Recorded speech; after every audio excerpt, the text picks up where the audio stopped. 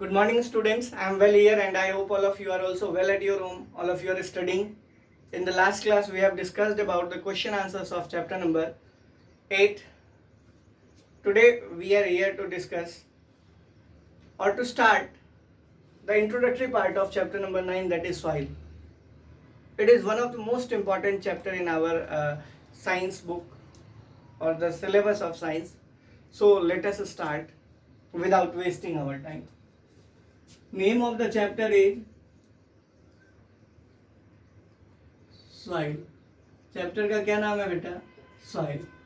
Soil से हम सब परिचित हैं कि सॉइल क्या होता है। सॉइल के बारे में ये कहा जाता है कि सॉइल जो है वो upper layer of the earth है। सॉइल के बारे में हम कहते हैं कि भाई ये जो है ये upper layer of the earth है, और इसी से हम मान लो जैसे किसी प्रोडक्टिविटी की बात करते हैं, किसी क्रॉपिंग की बात करते हैं, या चाहे अपने लाइवलीहुड की बात करते हैं, ऑर्गेनिज्म के रहने की बात करते हैं, तो वो सब किस में पाया जाता है? तो हमारा आंसर क्या होगा? सॉइल में। अगर सॉइल नहीं है तो इन सब का एग्जिस्टेंस खत्म हो जाएगा। वो क्यों खत्म हो जाएगा? उसके लिए हमें क्या पढ़ना पड़ेगा? Composition of soil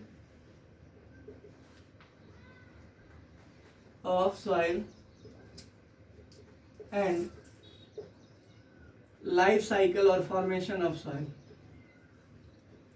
life cycle और formation of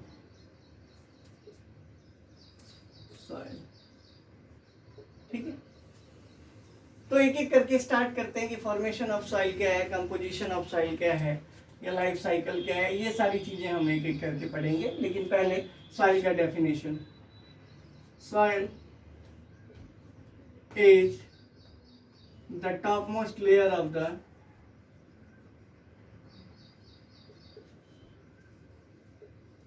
earth which acts as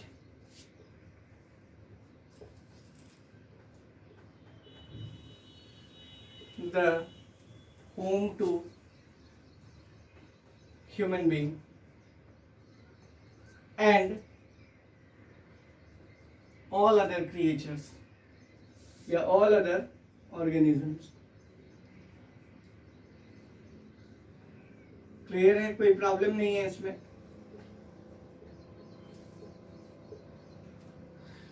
कोई डाउट नहीं है?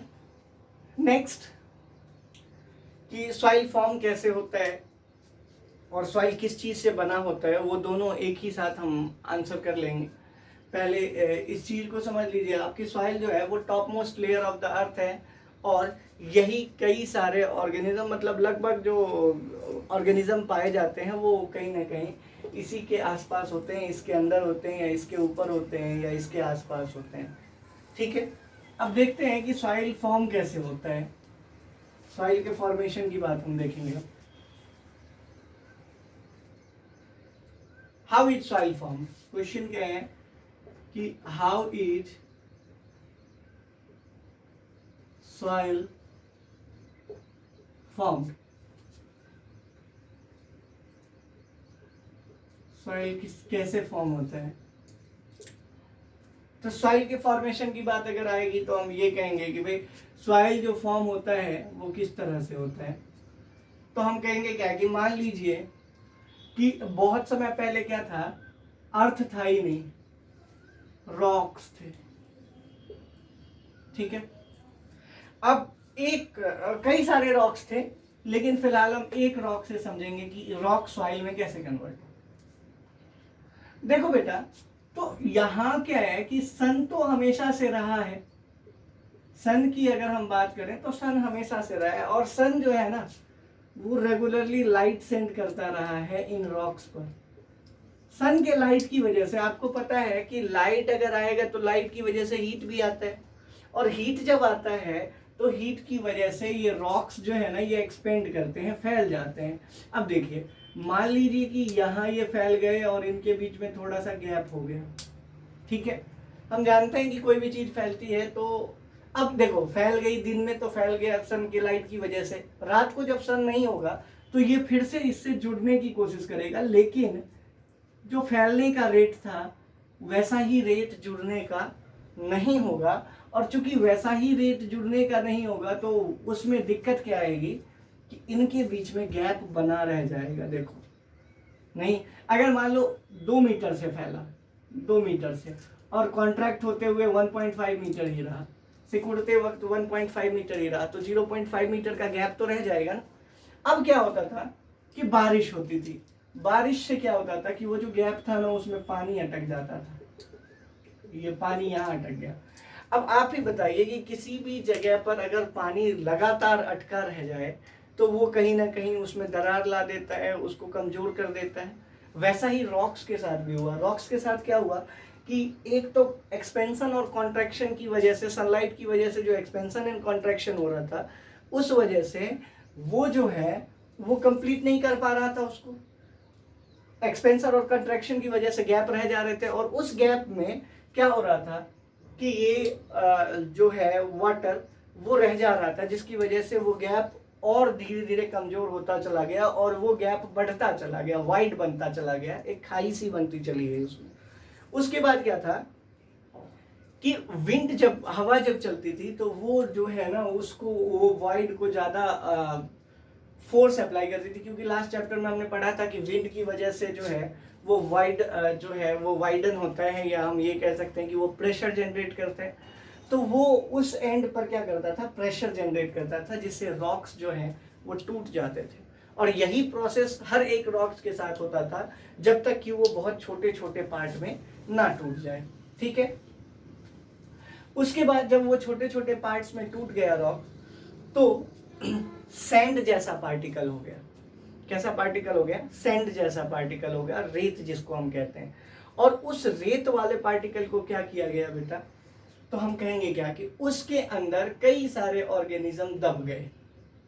ठीक है, या कई माइक्रो ऑर्गेनिजम्स भी थे जो उसको डिकम्पोज करना स्टार्ट कर दिया, उन्होंने उसको खाना स्टार्ट कर दिया, और धीरे धीरे वो कन्वर्सन किस में हो गया, सॉइल में। रॉक से किस में बदल गया वो, सॉइल में। तो जब भी रॉक से कन्वर्सन ऑफ सॉइल का प्रोसेस आपसे पूछेगा, ये सारा एक प्रोसेस है ना। अब इस प्रोसेस का एक स्पेसिफिक नाम है, और वो है weathering of rocks. Weathering of rocks. ठीक है बेटा, वेदरिंग ऑफ रॉक्स किसको कहते हैं? वेदरिंग ऑफ रॉक्स के बारे में बताते हैं कि भाई ये एक ऐसा फिनोमेना है जिसमें नेचुरल फिनोमेना की वजह से, ये एक ऐसा प्रोसेस है जिसमें नेचुरल फिनोमेना की वजह से रॉक्स ब्रेक डाउन करते हैं स्मॉलर पार्टिकल्स में टू फॉर्म सॉइल। नहीं, the process of formation of soil from rock due to the intervention of different natural phenomena is called weathering of rock. The process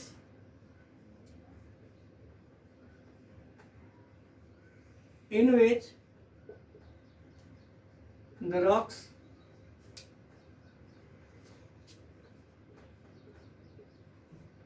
break down due to break down into smaller particles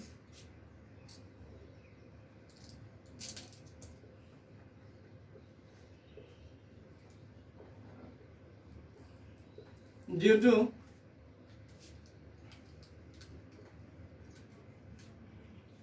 किसकी वजह से? some natural phenomena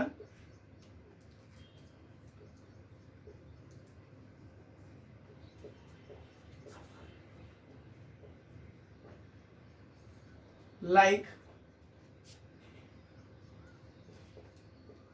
wind, water, या इसकी जगह हम rain भी लिख सकते हैं, एंड और क्या है, सनलाइट। या फिर इसको अगर हम शॉर्ट डेफिनेशन में लिखने की कोशिश करें, और में हम क्या कहेंगे, the process of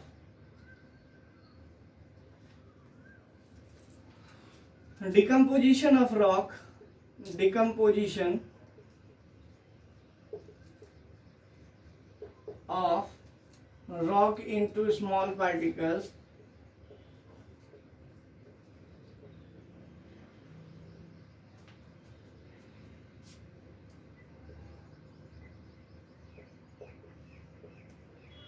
to form soil. Clear है बेटा? और इसी प्रोसेस को हम क्या कहते हैं? Weathering of rock. Weathering of rock कुछ भी नहीं है, एक ऐसा प्रोसेस है जिसमें बड़ा सा जो रॉक का पार्टिकल है वो छोटे छोटे पार्टिकल्स में टूट जाता है ताकि वो किसका निर्माण कर सके? सॉइल का. और उसमें इसका साथ कौन देता है? सनलाइट, रेनफॉल और विंड. आई होप क्लियर है यहाँ तक, कोई प्रॉब्लम नहीं है इसमें. तो हमने ये समझ लिया कि वेदरिंग ऑफ रॉक एक स्पेशल टर्म है जो कब दिया जाता है? जो तब दिया जाता है जब हम रॉक्स को स्मॉलर पार्टिकल्स में ब्रेक करते हैं ताकि वो किसके रूप में कन्वर्ट हो सके? सॉइल के रूप में कन्वर्ट हो सके. आई होप क्लियर है, कोई प्रॉब्लम नहीं है इसमें. नेक्स्ट अब हम डिस्कस करते हैं.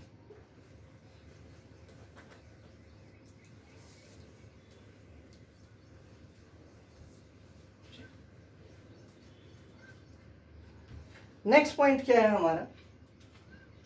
नेक्स्ट जो दूसरा पॉइंट है बेटा वो है आपको कि सॉइल में ऐसी कौन सी चीज है जिसकी वजह से क्या होता है कि वो इतना ज़्यादा फर्टाइल होता है, या इसमें कौन सी ऐसी चीज़ें हैं जिसकी वजह से सॉइल का कलर डिफर करता है, या बहुत सारी चीज़ें हैं, उनको हम डिस्कस करेंगे. तो सबसे पहले factors that make the soil fertile. The soil fertile.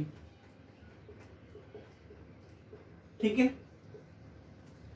Factors, ऐसे फैक्टर्स जो सॉइल को क्या बनाते हैं? फर्टाइल बनाते हैं, उनको हम देखेंगे. तो factors that make the soil fertile, वो कौन कौन सी ऐसी चीजें हैं बेटा? तो सबसे पहला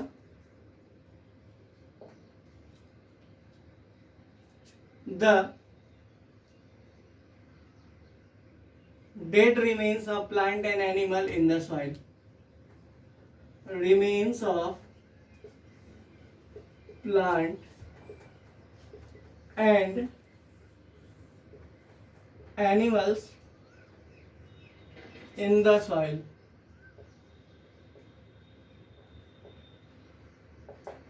नहीं, the dead remains of plant and animals in the soil. मरे हुए जीव जंतुओं का अवशेष जब सॉइल में रह जाता है कई दिनों तक या कई सालों तक, कई महीनों तक, तो वो धीरे धीरे सॉइल को क्या करता है? कन्वर्ट कर देता है उसकी प्रोडक्टिविटी में, उसकी फर्टिलिटी को बढ़ा देता है. मतलब ये कि कोई भी ऑर्गेनिज्म, जैसे हम कैसे कहेंगे इस चीज की बात हम कैसे कहेंगे कि dead remains of plant and animal? तो हम कहेंगे क्या कि देखिए जैसे कोई बहुत सारे ऑर्गेनिज्म हैं, there are millions of creatures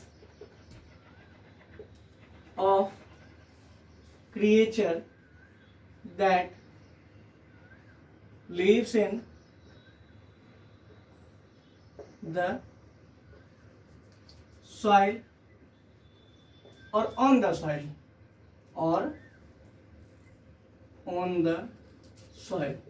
तो देखो बेटा, इन द सॉइल की अगर हमने बात की है तो इन द सॉइल में जैसे मान लो एक छोटा सा एग्जांपल हम मानते हैं कि अर्थवॉर्म रहता है जिसको हम फार्मर्स फ्रेंड कहते हैं. ये जब मरेगा तो ये कहाँ जाएगा? एंट्स की बात कर लो, ये जब मरेंगे तो कहाँ जाएंगे? सॉइल में ही रहेंगे. धीरे धीरे क्या होगा कि सॉइल के अंदर डिकम्पोजिशन होने लग जाता है. डिकम्पोजिशन के लिए डिकम्पोजर्स मौजूद होते हैं सॉइल में, और वो क्या करते हैं कि इनको खाकर और इनके अवशेष को फर्टिलाइजर के रूप में किस में मिला देते हैं? सॉइल में. इसीलिए सॉइल क्या हो जाता है? फर्टाइल हो जाता है. आई होप क्लियर है. तो हम क्या कहेंगे कि when they die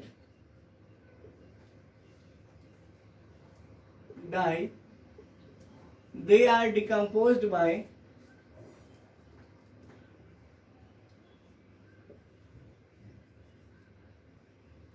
by the decomposers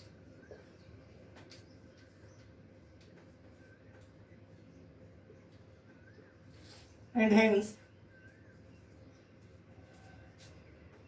converted into manure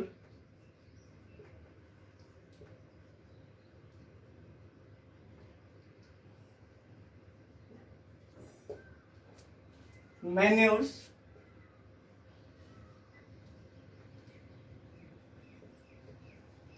to make the soil fertile, make the soil fertile। ठीक है, ये क्या करते हैं कि मरे हुए जीव जंतुओं को डिकम्पोज खाते हैं और खाकर क्या कर देते हैं, डिकम्पोज कर देते हैं ताकि वो मैन्योर के रूप में सॉइल को फर्टाइल बना दे। क्लियर है?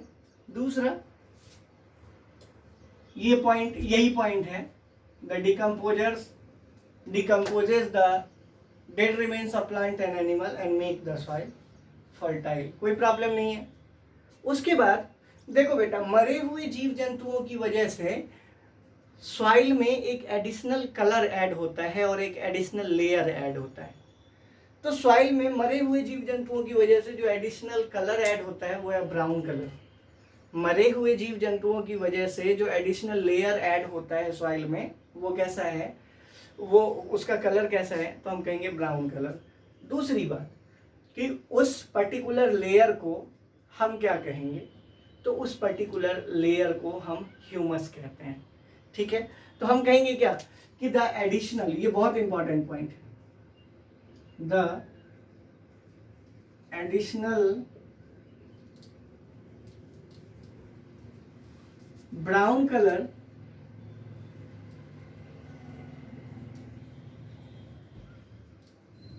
लेयर, ठीक है, the additional brown coloured layer formed on the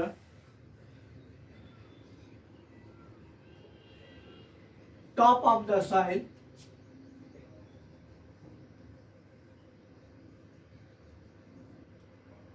due to the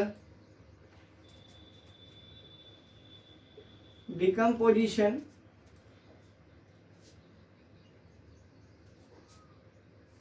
due to the dead remains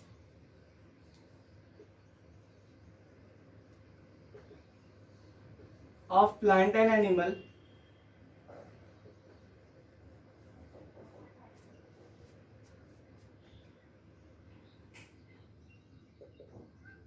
is called humus, is called humus। यहाँ दूसरी बात ये भी देखने को मिलेगी कि ये ब्राउन कलर्ड लेयर जो है ना, इसी की वजह से टॉप ऑफ द सॉइल में एक पर्टिकुलर जो है वो डेड रिमेन्स का एक पर्टिकुलर लेयर होता है जिसको हम क्या कहते हैं, ह्यूमस कहते हैं। ह्यूमस के बारे में खास बात ये होती है कि ये जितना ज़्यादा होगा ना सॉइल उतना फर्टाइल होगा, ये जितना अधिक सॉइल उतना फर्टाइल। आई होप क्लियर है। अब आज के लिए इंट्रोडक्शन में इतना ही। अब नेक्स्ट क्लास में जब हम मिलेंगे तो इससे आगे डिस्कस करेंगे। Till then stay home, stay safe, God bless you.